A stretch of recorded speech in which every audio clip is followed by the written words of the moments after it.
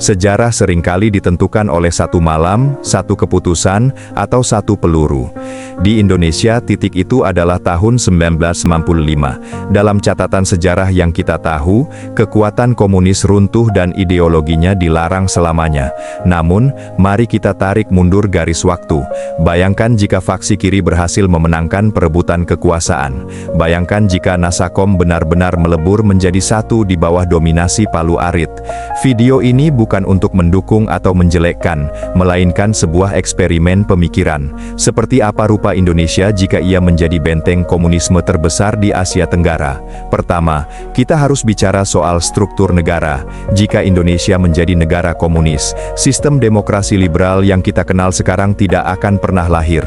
Indonesia kemungkinan besar akan dipimpin oleh sebuah dewan komite pusat. Tidak ada lagi pemilu setiap 5 tahun dengan puluhan partai. Hanya ada satu partai tunggal yang memegang komando. Konsep trias politika yakni eksekutif, legislatif dan yudikatif akan melebur menjadi satu fungsi, yaitu menjalankan mandat partai. Dalam skenario ini, militer Indonesia akan mengalami perombakan total. Angkatan kelima, ide mempersenjatai buruh dan tani yang dulu diusulkan PKI akan menjadi kenyataan.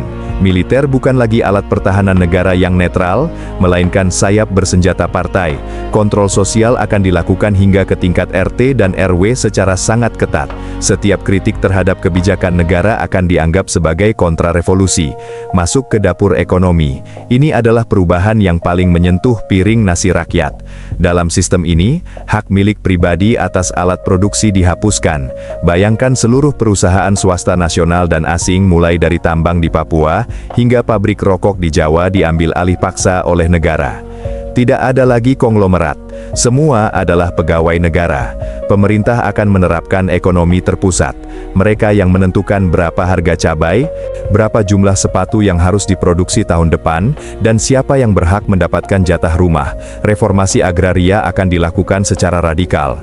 Tanah-tanah milik tuan tanah atau organisasi keagamaan akan disita dan dibagikan kepada petani dalam bentuk kolektif pertanian. Di satu sisi ini menjanjikan penghapusan kesenjangan. Namun di sisi lain, tanpa kompetisi pasar, inovasi seringkali mati, dan efisiensi menjadi masalah besar. Namun, ada satu tembok besar yang harus dihadapi komunisme di Indonesia. Tuhan.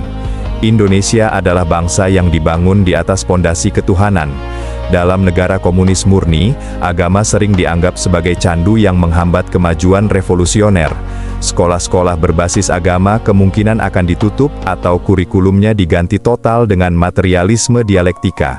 Ini adalah titik paling eksplosif. Sejarah menunjukkan bahwa upaya menekan identitas agama di Indonesia selalu berujung pada perlawanan berdarah. Jika Indonesia menjadi komunis, kita mungkin akan melihat konflik internal yang sangat panjang antara negara dengan organisasi keagamaan besar seperti Nahdlatul Ulama dan Muhammadiyah. Stabilitas nasional akan sangat rapuh, dijaga hanya oleh kekuatan senjata dan indoktrinasi sejak usia dini di sekolah-sekolah. Di panggung dunia, Indonesia akan menjadi Kuba versi raksasa di Pasifik. Kita akan menjadi sekutu terdekat Uni Soviet atau Tiongkok. Hubungan dengan Barat akan hancur. Embargo ekonomi dari Amerika Serikat mungkin akan mencekik perdagangan kita. Selat Malaka, jalur perdagangan paling vital di dunia, akan berada di bawah kontrol negara komunis. Ini akan memicu kehadiran militer Barat secara besar-besaran di sekitar perairan kita. Indonesia tidak akan lagi menjadi negara yang bebas aktif, melainkan garis depan pertempuran ideologi global. Mungkin saja, Jakarta akan dipenuhi gedung-gedung bergaya arsitektur sosialis yang kaku, dan monumen-monumen raksasa untuk memuja para pemimpin revolusi. Menjadi negara komunis mungkin menjanjikan akses pendidikan dan kesehatan gratis bagi semua orang melalui kontrol negara. Namun, harganya adalah kehilangan kebebasan berpendapat, hilangnya privasi, dan risiko konflik horizontal yang mengerikan. Indonesia hari ini adalah hasil dari pilihan sejarah yang panjang.